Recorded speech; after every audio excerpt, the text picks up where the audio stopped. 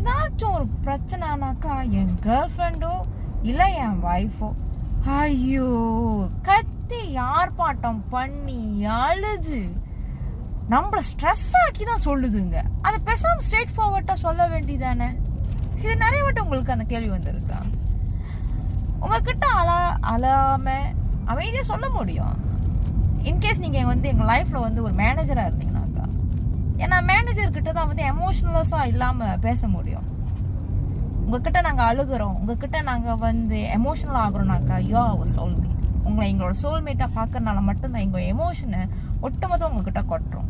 அதுவும் கொட்டுறது எல்லாமே என்ன தெரியுமா? எங்களோட ஏக்கங்கள், எங்களோட வலிகள், உங்ககிட்ட எதிர்பார்க்குற குட்டி குட்டி விஷயங்கள் கிடைக்காம போறது தான். அப்போ உங்களை எந்த அளவுக்கு நாங்கள் வேல்யூ பண்றதுனால எங்க எமோஷனை உங்கள்கிட்ட மட்டும் நாங்கள் காட்டுறோம். அதை புரிஞ்சுக்கிட்டீங்கன்னாக்கா எங்களோட அழுகையோட வலிகளும் உங்களுக்கு புரிஞ்சிடும்.